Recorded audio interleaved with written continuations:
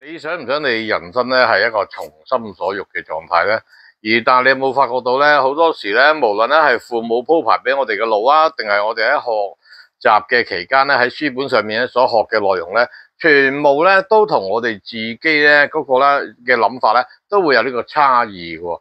點解會咁咧？我可唔可以做翻咧我自己想做嘅自己咧，而去擺脫咧呢啲書本啊，或者呢啲前輩啊，去俾我哋嘅指引咧？因為最重要嘅地方咧，佢哋俾我嘅指引嘅話咧，第一我覺得唔舒服，第二咧我覺得發揮唔到，第三咧就係用緊佢哋嘅童年或者佢哋嘅年代所睇嘅觀點，要我去今時今日呢個2025年嘅做法嚟去跟隨翻佢哋當年嘅做法，又好似咧就古老咗，即係 old school outdate 咗，應該點樣做係最好咧？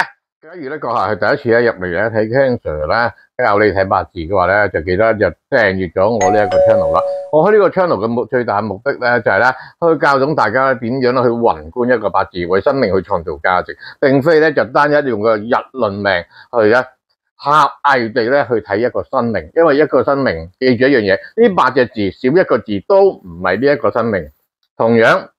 同你同年同月同日唔同時辰，已經完全咧係兩條命嚟噶啦，已經係兩個唔同嘅結果啦，明白嗎？所以咧呢度最大嘅目的咧就教大家點樣為生命去創造價值，同埋咧就係咧宏觀自己生命上面嘅數據，無論咧學緊八字啊，定係咧完全唔知嘅，今日嘅內容咧就對於你就非常之有用，同埋咧非常之有幫助。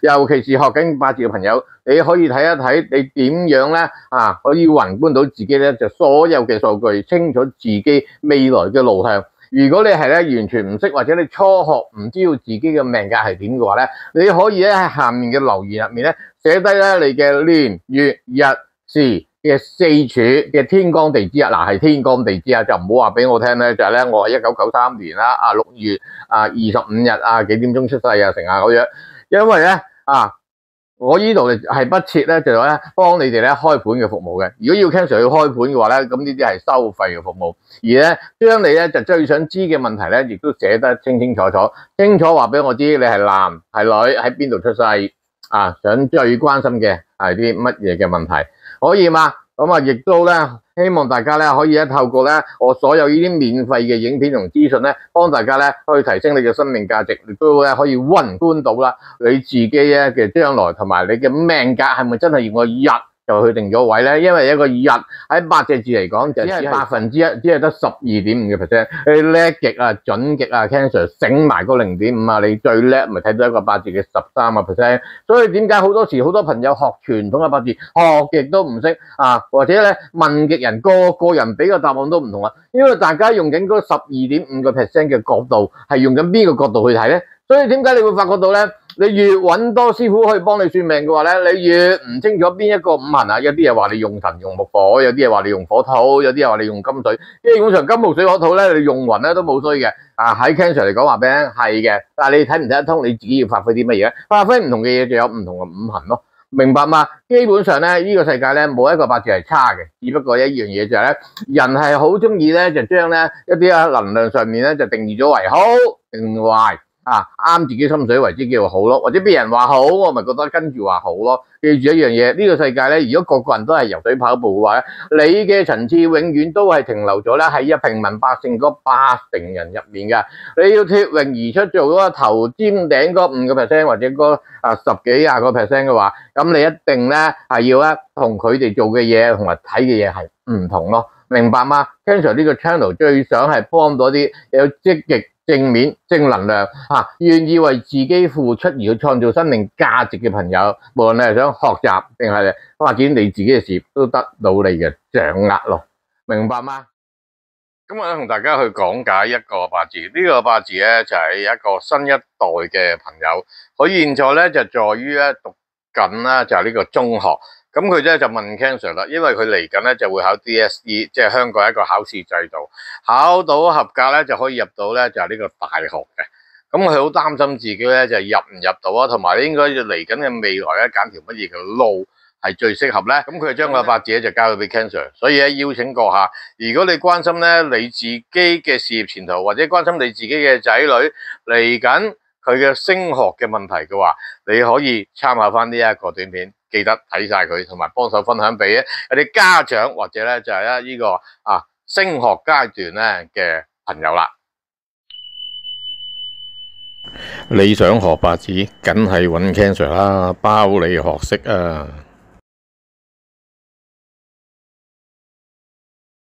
今日咧同大家去講解嘅八字就係呢一個啦，就係己丑年啦，即係2009年喎，未來嘅社會棟樑喎，新嘅一代喎，即係現在幾多啊？16歲啦，開始大個仔面對呢個社會，亦都好恭喜你，亦都話為自己咧嘅將來真係有去思考。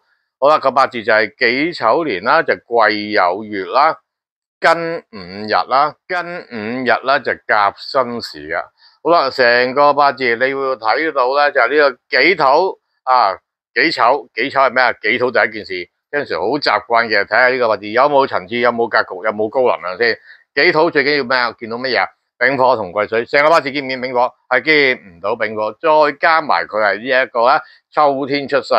丙火係冇出現嘅，所以佢換句說話講，佢未夠一個信心，未夠一份肯定咧，去俾到自己。有冇火？有個午火。有冇癸水？有個癸水透咗出嚟。咁即係換句說話講咧，佢咧都仲係一個浮游咗咧，係好想上進，但係咧基於佢嘅成長咧，係冇人去指引到佢，或者佢本身咧個劇本入面咧係冇編寫自己咧為自己嘅將來咧去諗高一線，或者去發揮高一層咧嘅自己，冇所謂嘅，唔緊要噶，後發而可以先至沒有永遠嘅領先，就只有暫時嘅落後。你嘅設計冇唔緊要，嚟緊你嘅設計點樣去發揮自己先至係最重要。你好關心一個問題咧，就去到咧2027年咧，你就考呢個 DSE 啦。咁即係咧嚟緊咧就要咧面對咧喺揀呢一個咧大學，擔心自己考成點。好啦，成個八字入面，己土係一個平民化，丑土亦都係一個平民化，而好多時咧就係咧佢亦都係一個多愁善感嘅特質，會好容易咧就憑感覺去做事，但係呢種感覺又脫離唔到咧屋企人俾佢嘅所有嘅指引，或者咧佢啲同學啊、同事啊、老師啊、同學即係同事啊，即係大家做埋一樣嘅嘢啊，咁佢啲老師咧就俾佢嘅指引啦，令到佢咧就產生一份壓力，咁而呢一份壓力就令到佢就唔知點算好。好啦。用己土嚟做定位，好啦，嗱，大家好中意講七十四人相官噶嘛，我 Ken Sir 就示範俾你睇啦。庚金以己土嚟做定位嘅庚金係咪傷官？以己土嚟做定位嘅甲木係咪官？係咪出現咗傷官見官？相見貫官就為禍百般，最緊要就有冇財去通關。個財在於咩？就係在於個癸水。咁即係換句說話講，佢嗰啲自相矛盾啊，完完全全係決定於咩啊？決定於就係咧，第一呢個月嘅天光，即係佢爹哋決定啦。第二佢啲朋友去點樣去做啦？因為呢啲好不自覺咧，如果冇咗個高能量嘅話咧，就會人做我做就游水跑步，人人做嗰樣嘢我就跟住去做。第三樣嘢就好決定於咧，就係呢一個現金流啦，即係我有幾多錢去賺到嚟去合適自己。好啦。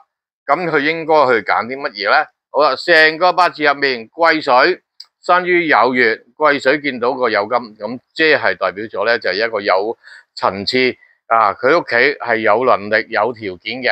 不過佢拜唔拜咧？好啦，己土見到個酉金為文昌星，文昌星最緊要乜嘢啊？文昌最緊要攝壽，所以呢一位後生仔咧係可以讀到書嘅。己土見酉為文昌，文昌為金，呢個酉金，酉金就見到癸水。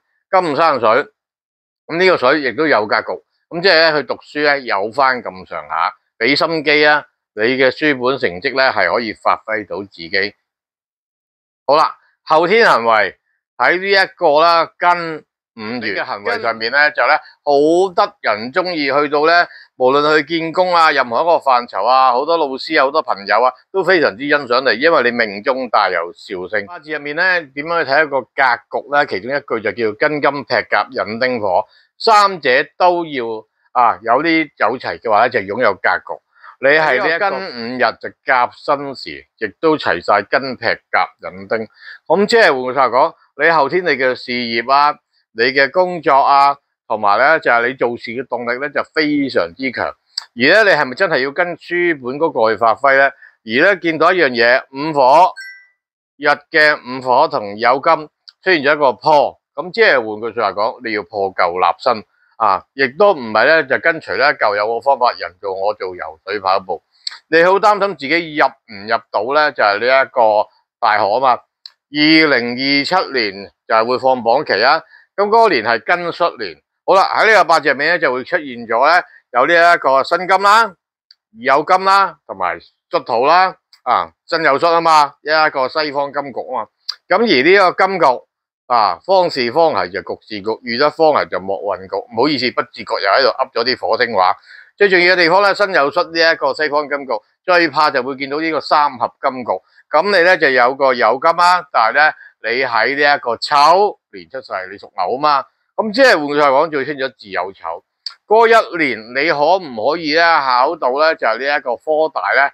呢一個咧你真係要俾心機咧去提升自己啦。個機會上咧就比較咧唔係咁高，因為點解啊？出現咗就辛酉戌，再碰到呢個自有丑方局同呢一個有方位嘅有方向嘅金局，同埋呢個咧三合局就走埋一齊，所以你會咧因為呢一樣嘢咧，你嘅文昌星呢個酉金亦都係你嘅文昌星，而家出現咗有呢個煩惱嘅現象咯。所以你問得唔得？你真係要加倍嘅努力，或者可以咁講啊。其實咧，你呢一個八字咧，你前半身同後半身咧係完全兩回事嚟嘅。所以呢一個八字亦都可以稱之為咧就叫二路功名。你問我，你應該讀物理啊，定係咧讀呢一個咧電腦？嗱，基於現今嘅發展，其實都冇乜邊個行業係唔需要電腦噶啦。咁你話物理啱唔啱你咧？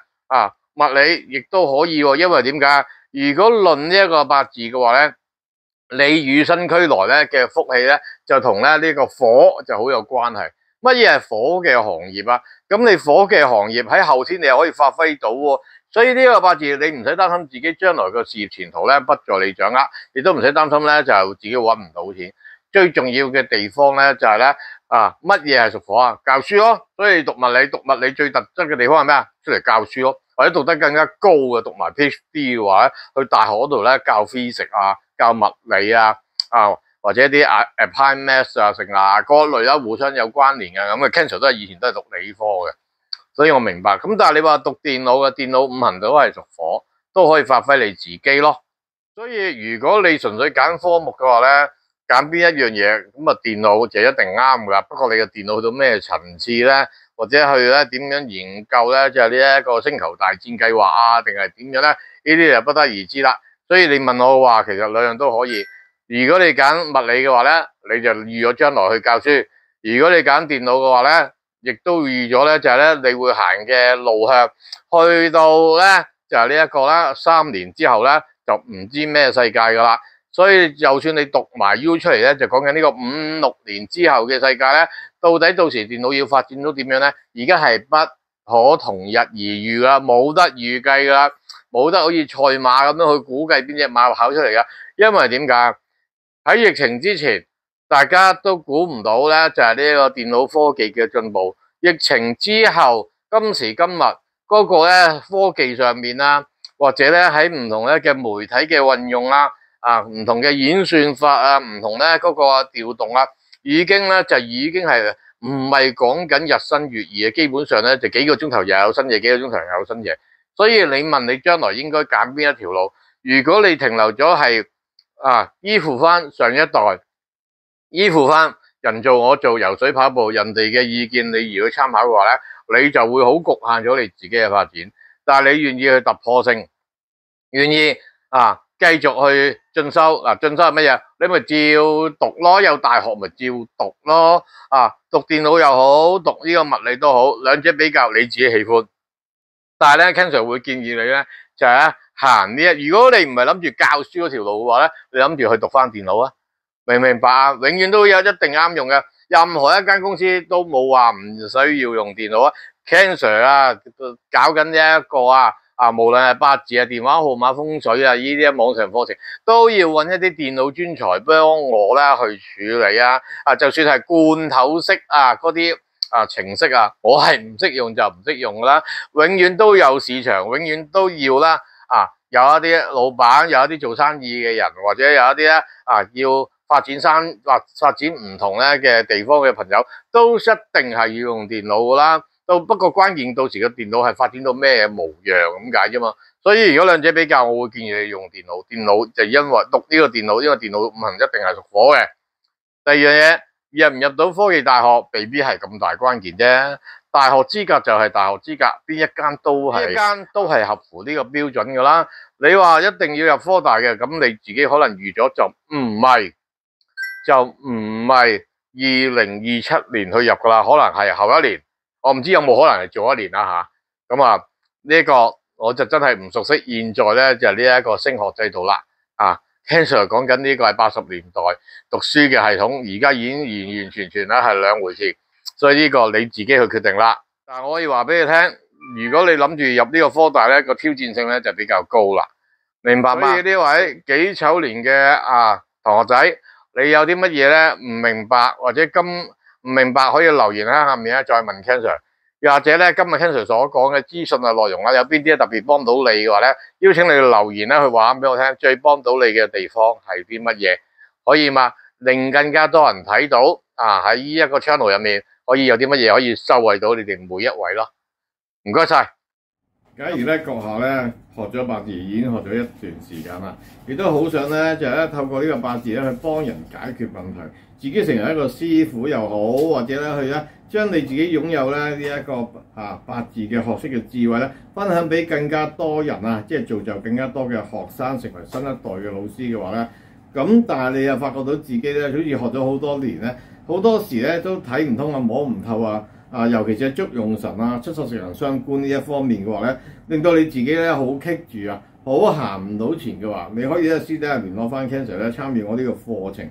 Ken Sir 喺呢度咧就經常都會講一句説話，為生命創造價值。呢個價值係幫人咧就點樣致力咧去扭轉自己嘅生命，並不是咧就單憑咧某一個師傅所講你用木火，或者單憑某一個師傅所講你用金水，咁你一生人之中咧行唔到金水就冇運行。你叻極行金水，咪行晒咪行60年，咁你之後嗰啲日子點咧？咁係咪人行完嗰60年之後，咁所以去到70零歲就瓜得咯？係咪咁樣？人生係咪咁樣就終此一生？你自己妥唔妥協係咁樣？你有冇諗過去造就別人咧？點樣喺佢人生之中嘅命運之中咧，可以掌握到更加高嘅成就咧？或者可以擁有到更加多嘅滿足同埋喜悅咧？如果你想學識，甚至乎做一個師傅點樣去造就別人，甚至乎咧想學埋Ken Sir點樣咧去幫人咧去扭轉佢自己嘅命運，或者改變咧佢以後嗰條路嘅話咧，你可以喺私底下聯絡Ken Sir，咁將我所有嘅內容咧全部咧就教晒俾你，等你咧成為一代宗師。無論咧你係世界各地嘅朋友，你喺香港咁當然可以上堂啦，但係我都係用呢個網課。而家你世界各地其他唔同嘅朋友，譬如你喺美國加拿大澳洲或者唔同嘅地方墨爾本贊比亞羅馬意大利都好啦。總之你係咧聽得懂我講呢個廣東話嘅話咧，我都好樂意咧去教識你呢一個內容咯。